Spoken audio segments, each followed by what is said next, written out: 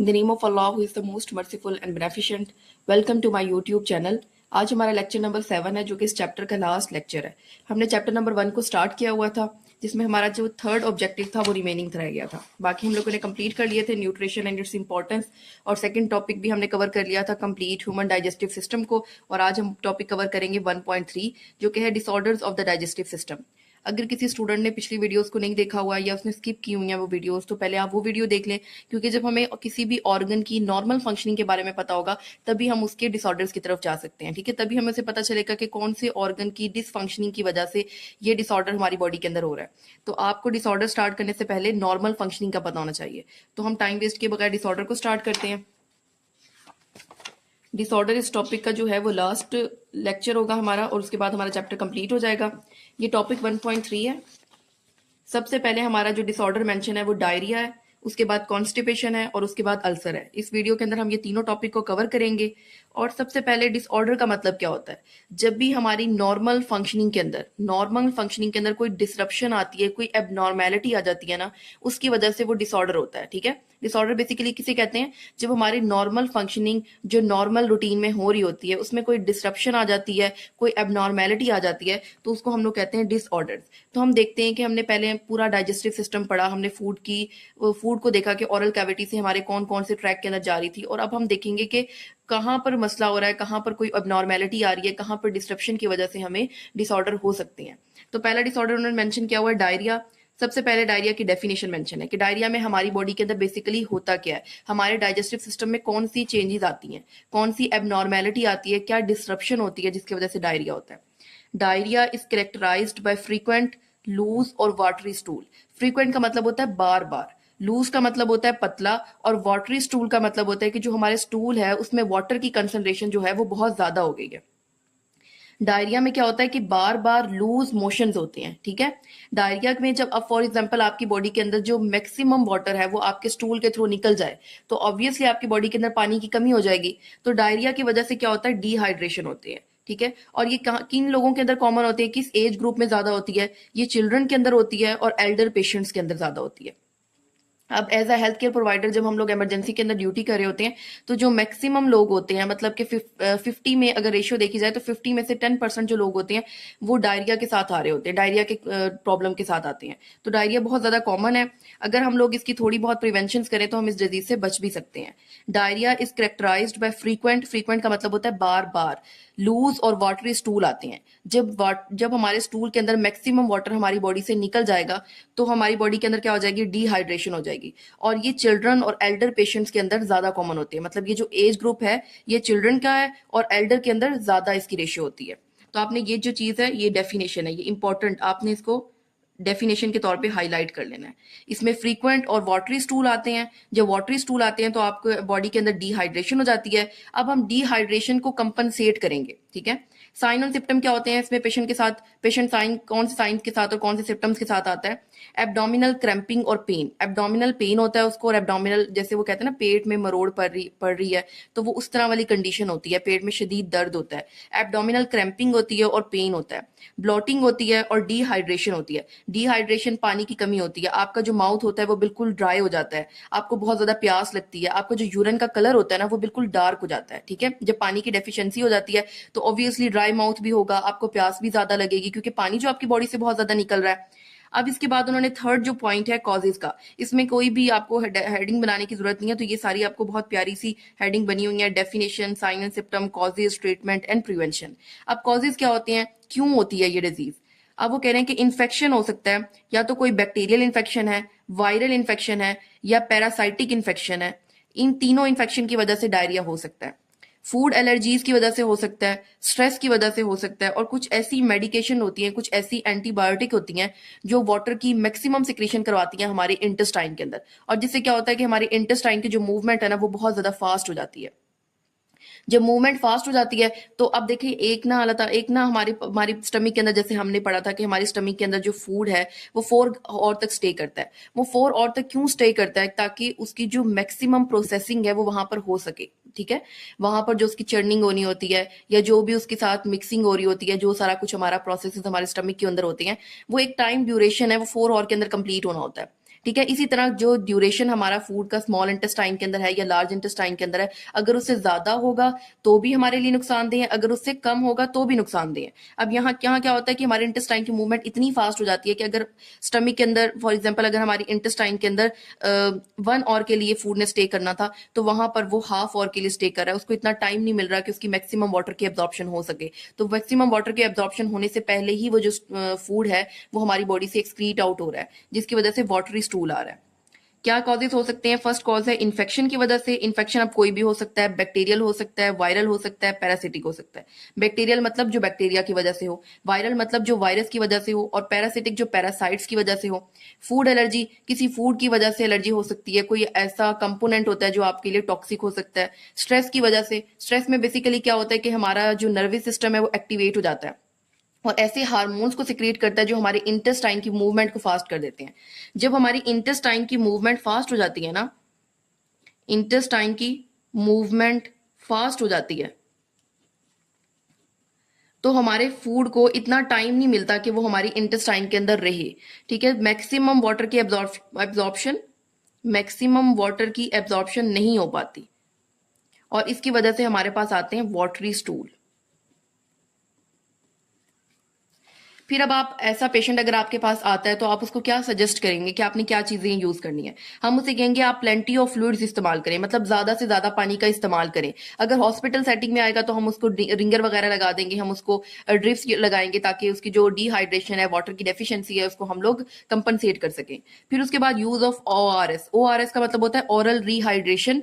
Oral rehydration जो होती है हम उसकी वो स्टार्ट करवाएंगे। ठीक है, उसके बाद है ईटिंग अ सॉफ्ट डाइट। हम उसे रिकमेंड करेंगे कि आप सॉफ्ट डाइट यूज करें। ठीक है, सॉफ्ट डाइट यूज करें। फिर उसके बाद हम लोग एंटी डायरियल मेडिकेशन यूज करवाएंगे। एंटी डायरियल मेडिकेशन में आगे आ जाती है लोप्रामाइड वगैरह हो गया, ऐसी मेडिकेशन यूज करवाएंगे जो क्या करेंगी, उसके डायरिया को, उसके जो वाटर की डेफिशिएंसी है, मतलब जो वाटर उसका है वो भी कंपनसेट हो सके और उसकी बॉडी से वाटरी जो स्टूल आ रहे हैं वो भी ना आए। फिर उसके बाद हम उसको एंटीबायोटिक्स देंगे और अदर ट्रीटमेंट इन स्वेयर केसेस के अंदर। अदर ट्रीटमेंट अगर वो बहुत ज्यादा स्वेयर हो गया, उसके अगर स्टूल पास जो वो कर रहा है वो बहुत ज्यादा वाटरी है और बहुत ज्यादा ड्यूरेशन के लिए है, 2 या 3 दिन से कंटिन्यूस ऐसा हो रहा है, तो हम उसके लिए अदर ट्रीटमेंट यूज करेंगे।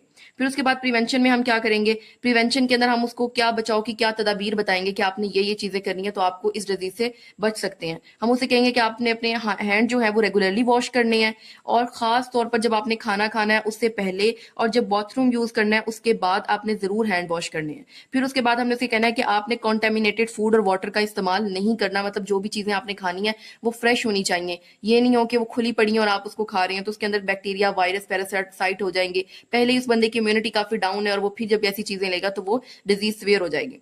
हम उसे कहेंगे आपने स्ट्रेस से अवॉइड करना है। ठीक है, हमें पता है कि जो हमारा स्ट्रेस है उसका डायरेक्टली हमारे नर्वस सिस्टम के साथ रिलेशन होता है। हमारी जो इंटेस्टाइन की मूवमेंट है वो फास्ट हो जाती है और जिससे हमारी वाटर की मैक्सिमम एब्जॉर्प्शन नहीं होती और जो हमारा स्टूल है वो वाटरी आता है। तो इसमें हमने क्या पढ़ा है कि अब तक हम लोगों ने क्या रीड किया है? सबसे पहले हमने डायरिया की डेफिनेशन देखी है। डायरिया के अंदर क्या था कि फ्रीक्वेंट लूज और वाटरी स्टूल आ रहे थे, जिसकी वजह से हमारी बॉडी के अंदर वाटर की डेफिशिएंसी हो रही थी। अब इसमें जो साइन एंड सिम्टम होते हैं वो क्या था? एब्डोमिनल पेन था, एब्डोमिनल क्रैम्पिंग थी, ब्लोटिंग थी और उसके बाद डिहाइड्रेशन के सिम्टम्स आ रहे थे कि उसका ड्राई माउथ था, थ्रस्ट था, उसकी जो यूरिन का कलर था वो बिल्कुल डार्क हो गया था। फिर उन्होंने रीजंस बताए कि ये क्यों होते हैं, कॉजेज क्या थे? बैक्टीरियल इन्फेक्शन की वजह से, वायरल इन्फेक्शन की वजह से, पैरासिटिक इन्फेक्शन की वजह से, फूड एलर्जीज की वजह से, स्ट्रेस की वजह से, और कुछ मेडिकेशन ऐसी होती हैं जो डायरिया काज करती हैं। ठीक है, अब जैसे कि कैलामॉक्स आपके घर में होगा, मोस्टली आपने आपने एक्सपेरिमेंट भी आपने कर लेना है कि कभी आप देखें, नोटिस करेंगे चीज कि जब हम लोग एक पूरा दिन मॉर्निंग, इवनिंग या नाइट में हम लोग कैलामॉक्स का यूज करते हैं तो साथ में हमारे साथ ना हम डायरिया स्टार्ट हो जाता है। ठीक है, फिर उसके साथ हमें कोई एक एंटीबायोटिक यूज करनी पड़ती है या फिर कोई हमें साथ में ना ओमेप्राजोल वगैरह यूज करना पड़ता है जिससे ये जो हमारी डायरिया वाली कंडीशन है उसके साथ कंपनसेट किया जा सके। मोस्टली क्या होता है, कैलामॉक्स यूज करते साथ ही हमें डायरिया हो जाता है। फिर उसके बाद उन्होंने ट्रीटमेंट में बताया हुआ है कि हमने प्लेंटी ऑफ फ्लूइड्स यूज करने हैं, ORS का इस्तेमाल करना है, हम लोगों ने सॉफ्ट डाइट यूज करनी है। ठीक है, और उसके बाद एंटी डायरियल मेडिकेशन होती हैं या फिर हम लोगों ने एंटीबायोटिक्स लेनी है। अगर ये कंडीशन बहुत ज्यादा स्वेयर हो गई है तो हम अदर ट्रीटमेंट स्टार्ट करते हैं। प्रिवेंशन में क्या है कि हम लोगों ने पेशेंट को कहना है कि आपने अपने हाथ जो है रेगुलरली वॉश करने हैं, खाना खाने से पहले और बाथरूम यूज करने के बाद, क्योंकि बैक्टीरियल, वायरल, पैरासिटिक इन्फेक्शन है, कहीं से भी आ सकता है। फिर उसके बाद हम लोगों ने अवॉइड करना है कॉन्टेमिनेटेड फूड और वाटर को और स्ट्रेस से भी अवॉइड करना है। यहाँ तक सबको क्लियर हो गया है? उम्मीद है यहाँ तक कि आपको कंप्लीट डिस्क्रिप्शन मिल चुकी होगी कि इसकी डेफिनेशन क्या है, साइन एंड सिम्टम क्या है, अगर ऐसा कोई पेशेंट हो तो आप उसको क्या सजेस्ट करेंगे कि आपने क्या ट्रीटमेंट लेना है, और या फिर उसकी प्रिवेंशन के लिए कौन सी तदाबीर होती हैं, कौन सी स्ट्रेटेजीज यूज करते हैं कि ये डिजीज जो है वो आगे ना फैले, मतलब आगे स्वेयर ना हो। फिर उसके बाद सेकंड जो हमारा डिसऑर्डर है वो हमारा कॉन्स्टिपेशन है। कॉन्स्टिपेशन डायरिया से बिल्कुल उल्ट होता है, ठीक है। जैसे डायरिया के अंदर वाटरी स्टूल आ रहे थे, इसमें जो कॉन्स्टिपेशन होता है उसमें जो हमारा स्टूल होता है ना वो इतना ड्राई और इतना ज्यादा हार्ड होता है ना कि पेन होती है, ब्लीडिंग भी स्टार्ट हो जाती है इवन सम केसेस के अंदर ना। फिर उसके बाद constipation is a condition in which faeces are not eliminated from the body at regular interval. अब फॉर एग्जाम्पल स्टूल ने पास होना है, स्टूल पास नहीं हुआ, आपकी फीसिस आपकी बॉडी से एलिमिनेट नहीं हुई, तो वो क्या होगी, रेक्टम में स्टोर हो रही हैं, तो वो क्या होंगी, इंटेस्टाइन के अंदर जो वो पोर्शन जो हमारी फीसिस होंगी वहां पर मैक्सिमम वाटर की एब्जॉर्प्शन होती रहेगी, ठीक है। अगर फॉर एग्जांपल 2 घंटे डिले हुई है, 3 घंटे डिले हुए, तो उससे क्या होगा, वाटर की इतनी मैक्सिमम एब्जॉर्प्शन होगी कि हमारा स्टूल जो है वो ड्राई और हार्ड हो जाएगा, ठीक है। तो क्या क्या कंडीशन होती है, constipation is a condition in which faeces are not eliminated from the body at regular interval. जब हमारी फीसिस हमारी बॉडी से एक रेगुलर इंटरवल के बाद एलिमिनेट नहीं होती, तो उससे क्या होता है, वाटर की मैक्सिमम एब्जॉर्प्शन हो जाती है। वाटर की मैक्सिमम एब्जॉर्प्शन होने की वजह से जो हमारा स्टूल होता है, स्टूल जो है वो हार्ड और बिल्कुल ड्राई होता है। इतना ड्राई और इतना हार्ड होता है कि इवन सम टाइम पास करते हुए ब्लीडिंग और शदीद पेन होती है। उसके बाद है इनफ्रीक्वेंट और डिफिकल्ट।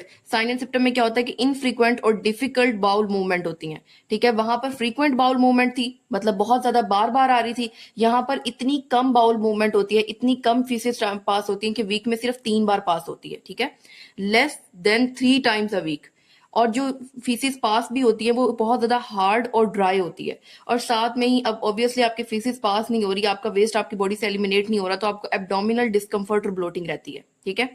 उसके बाद कॉजेज क्या होते हैं, हम लोग फ्रेश फ्रूट, फ्रेश वेजिटेबल्स और इन चीजों का इस्तेमाल नहीं करते, हम लोग कोई एक्टिविटी नहीं करते, ठीक है, हम लोग कोई एक्सरसाइज नहीं करते। उसके बाद कुछ ऐसी मेडिसिन होती हैं जैसा कि पेन किलर्स वगैरह, आयरन सप्लीमेंट्स वगैरह होगी। जैसे डायबिटीज में हम लोग कुछ ड्रग्स ऐसी यूज करते हैं जिसकी वजह से कॉन्स्टिपेशन हो जाती है, ठीक है। अब क्या बताया उन्होंने यहां तक हमें कि जिसमें जब हमारी बॉडी से फीसिस एक रेगुलर इंटरवल के बाद एलिमिनेट नहीं होती, तो जिससे वाटर की मैक्सिमम एब्जॉर्प्शन होती है लार्ज इंटेस्टाइन के अंदर, और हमारा स्टूल जो होता है वो बहुत ज्यादा हार्ड और ड्राई हो जाता है। अब साइन एंड सिम्टम में बताया कि स्टूल इतना कम पास होता है कि वीक में सिर्फ 3 बार पास होता है। फिर उसके बाद जो स्टूल पास भी होता है वो बहुत ज्यादा ड्राई और बहुत ज्यादा हार्ड होता है, साथ साथ एब्डोमिनल डिस्कम्फर्ट और ब्लीडिंग भी रहती है। उसके बाद कॉजेज में बताया हुआ है कि हम लोगों की जो डाइट होती है ना उसके अंदर बहुत ज्यादा मिनिमम कंसंट्रेशन होती है फ्रेश फ्रूट की, वेजिटेबल्स की, फाइबर्स की बहुत ज्यादा डेफिशिएंसी होती है, और डिहाइड्रेशन होती है, पानी का हमारा बहुत कम इस्तेमाल होता है। फिजिकल एक्टिविटी बिल्कुल भी नहीं होती, मतलब फिजिकल एक्टिविटी मतलब कि आप एक जगह ही बैठे हुए हैं, आपने कोई एक्सरसाइज नहीं किया, आपने कोई काम नहीं किया। तो उसके बाद सर्टेन मेडिकेशंस, कुछ ऐसी मेडिकेशन होती है लाइक आप पेन किलर बहुत ज्यादा यूज कर रहे हैं, आयरन की सप्लीमेंट्स लेते हो, और कुछ ऐसी डिजीज होती हैं जिसमें डायबिटीज वगैरह होगी, इसमें आप ऐसी ड्रग्स का इस्तेमाल करते हो जिससे कॉन्स्टिपेशन कॉमनली होती है। ट्रीटमेंट में क्या है, ऑब्वियसली हमारी डाइट में फाइबर कम था तो हम उसकी डाइट में क्या करेंगे, फाइबर का इंटेक बहुत ज्यादा बढ़ा देंगे, फ्रूट्स का, वेजिटेबल का, इन चीजों का हम कहेंगे कि आपने बहुत ज्यादा इस्तेमाल करना है। पानी का बहुत ज्यादा इस्तेमाल करना है, ठीक है, पानी की कमी थी, पानी का इस्तेमाल करना है। फाइबर की कमी थी, फाइबर दिलवाना है। उसके बाद लैक ऑफ फिजिकल एक्टिविटी, तो हमने कहना है कि आपने उसको एक्सरसाइज करवाएं। अब ठीक है, मेडिकेशन जो वो यूज कर रहा था जिसकी वजह से उसको कॉन्स्टिपेशन हो रहा है, तो हमने वो मेडिकेशन उसको यूज नहीं करने देनी, ऐसी मेडिसिन देनी है जो डॉक्टर प्रिस्क्राइब करेगा। प्रिवेंशन में हमने क्या, इसकी बचाव के लिए हमने क्या करना है, हमने डेली बेसिस के ऊपर पानी का बहुत ज्यादा इनटेक करवाना है, बहुत ज्यादा पानी पीना है, ताकि जो हमारा स्टूल है वो सॉफ्ट हो और हमारी फीसिस जो है वो इजीली पास आउट हो जाए। उसके बाद हम लोगों ने हाई फाइबरस डाइट लेनी है, लाइक फ्रेश फ्रूट वगैरह लेनी है, वेजिटेबल्स लेनी है। जब आप फाइबरस डाइट देते हो ना तो उससे क्या होता है कि हमारी जो स्टूल होता है वो सॉफ्ट हो जाता है और बॉडी से इजीली एलिमिनेट हो जाता है। ये भी आपको समझ आ गई होगी, डायरिया और कॉन्स्टिपेशन एक दूसरे से बिल्कुल ऑपोजिट है। डायरिया में जो हमारा स्टूल होता है वो वाटरी होता है, और कॉन्स्टिपेशन में जो हमारा स्टूल होता है वो हमारा हार्ड स्टूल होता है, ठीक है। उसके बाद डायरिया के अंदर भी डिहाइड्रेशन हो जाती है और कॉन्स्टिपेशन के अंदर भी डिहाइड्रेशन है, दोनों में ही एब्डोमिनल ब्लॉटिंग होती है, लेकिन उसमें क्या है कि हमारे इंटेस्टाइन की मूवमेंट बहुत फास्ट है, और कॉन्स्टिपेशन में इंटेस्टाइन की मूवमेंट इतनी स्लो होती है कि वाटर मैक्सिमम एब्जॉर्ब हो जाता है, और जिससे हमारा स्टूल जो है वो बहुत ज्यादा ड्राई होता है। अब जो लास्ट डिसऑर्डर है इस चैप्टर का और जिसके बाद हमारा चैप्टर एंड हो जाएगा वो है अल्सर। अल्सर क्या होते हैं? अल्सर जख्म होते हैं बेसिकली, ठीक है। हमारे जख्म जो होते हैं ना उनको हम लोग अल्सर कहते हैं। पेप्टिक अल्सर आर सोर that develop in the wall of alimentary canal. Alimentary canal जो है, आपने पढ़ी एलिमेंट्री केनाल की डेफिनेशन, उम्मीद है कि आपको दोबारा से बताने की जरूरत नहीं है। जो हमारा ट्रैक है माउथ से लेके हमारे रेक्टम तक, उसे हम लोग एलिमेंट्री केनाल कहते हैं। जब एलिमेंट्री केनाल की वॉल्स के अंदर जख्म बन जाते हैं ना, तो उसे ही हम अल्सर कहते हैं। तो ये जो फर्स्ट लाइन है इसकी आपने डेफिनेशन की हेडिंग लगा देनी है, peptic ulcer are sores that develop in the walls of alimentary canal, ठीक है। आपकी जब एलिमेंट्री केनाल की वॉल्स में जख्म बन जाते हैं तो उसे हम कहते हैं अल्सर, ठीक है। पेप्टिक जो है ना वो हमारे पेप्टिक अल्सर जो है ये वही सोर्स होते हैं जो हमारी एलिमेंट्री केनाल के अंदर बनते हैं। Ulcer usually develop in the wall of stomach is called gastric ulcer. अब जो अल्सर, जो सोर्स हमारे स्टमक के अंदर बनते हैं उसको हम क्या कहते हैं? गास्ट्रिक अल्सर कहते हैं, क्योंकि वो स्टमक के अंदर बने हैं। गास्ट्रिक का जो टर्म है वो हमारे स्टमक के लिए यूज होती है, ठीक है। अब स्टमक के अंदर अल्सर बन रहे हैं तो हम उसे कहेंगे गास्ट्रिक अल्सर। अल्सर में आल्सो डेवलप इन ड्यूडेनम। अगर अल्सर ड्यूडेनम में डेवलप होंगे, अब ड्यूडेनम आपको पता होगा क्या है? स्मॉल इंटेस्टाइन का पोर्शन है। ड्यूडेनम के अंदर अगर डेवलप होंगे तो उसे हम ड्यूडेनल अल्सर कहेंगे। अगर इसोफेगस के अंदर डेवलप होंगे तो उसे हम लोग एसोफेगियल अल्सर बोलेंगे। समझ आ गई यहां तक? सिंपल बात लिखी हुई है, पहले उन्होंने डेफिनेशन मेंशन की हुई है, फिर बताया हुआ है कि अगर अल्सर हमारे स्टमक में है तो गास्ट्रिक अल्सर कहलाएंगे। अगर हमारे जो अल्सर हैं वो ड्यूडेनम के अंदर हैं तो उसे हम लोग ड्यूडेनल अल्सर कहेंगे। अगर अल्सर हमारे एसोफेगस के अंदर है तो उसे हम लोग एसोफेगियल अल्सर बोलेंगे। फिर उसके बाद साइन एंड सिम्टम्स क्या होते हैं? Burning stomach pain. अब ऑब्वियसली सोर्स बने हुए हैं आपके स्टमक के अंदर, तो स्टमक क्या होगा? स्टमक के अंदर बहुत ज्यादा बर्निंग पेन आएगी, कोई चीज जल रही है, इतनी जलन वाली पेन होगी। रश ऑफ स्लाइवा आफ्टर रीगर्गिटेशन, ठीक है। रीगर्गिटेशन का मतलब होता है बैक फ्लो, बैक फ्लो को रीगर्गिटेशन कहते हैं। उसके बाद है लॉस ऑफ एपिटाइट, जो भूख की कमी हो जाएगी। एपिटाइट किसे कहते हैं? भूख की कमी को। फिर उसके साथ साथ जब आपको भूख ही नहीं लगेगी, जब आप कुछ खाए पिएंगे ही नहीं, तो आपका वेट लॉस होना शुरू हो जाएगा। और साथ में जो आपकी वॉमिटिंग होगी ना वो भी ब्लड वाली वॉमिटिंग होगी। और ये किस केस में होगा? अगर आपका जो अल्सर है वो बहुत ज्यादा स्वेयर हो गया है, क्योंकि आपकी जो स्टमक की वॉल्स हैं उसके अंदर जो फोर्स बन गए हैं, जख्म बन गए हैं, तो ऑब्वियसली जो वॉमिट आएगी वो स्टमक से ही आएगी, तो वो क्या होगी? ब्लड वाली वॉमिटिंग होगी। अब ये क्यों हो सकता है? इसके कॉजेज क्या है? एच पाइलोरी इन्फेक्शन की वजह से हो सकता है, हेलिकोबैक्टर पाइलोरी बैक्टीरिया की वजह से। अब हमें पता है कि जो हमारे स्टमक की लाइनिंग होती है ना, उस स्टमक की लाइनिंग पर अल्लाह ताला ने ना एक म्यूकस की लेयर लगाई होती है। वो म्यूकस की लेयर हमारी क्या करती है? प्रोटेक्ट करती है। हमें पढ़ा था कि जो HCl होता है वो इतना फास्ट होता है कि वो इवन मेटल को भी मेल्ट कर देता है। लेकिन हमारे स्टमक की वॉल को क्यों नुकसान नहीं पहुंचाता? क्योंकि हमारी वॉल के ऊपर अल्लाह ताला ने एक म्यूकस की प्रोटेक्टिव लेयर डाली हुई है। लेकिन जब म्यूकस की प्रोटेक्टिव लेयर में सोर्स बन जाएंगे तो वो क्या क्या करेंगे? म्यूकस की जो लाइनिंग होगी ना उसको डिस्टर्ब कर देंगे ये हेलिकोबैक्टर पाइलोरी जाकर। अब हमें पता है कि जो हमारी स्टमक की लाइनिंग है ना, इस पर अल्लाह ताला ने ना म्यूकस की प्रोटेक्टिव लेयर लगाई हुई है, mucus protective lining. H pylori, Helicobacter pylori जाएगा इस म्यूकस प्रोटेक्टिव लेयर के पास और इसको क्या कर देगा? डिसरप्ट कर देगा। क्या कर देगा?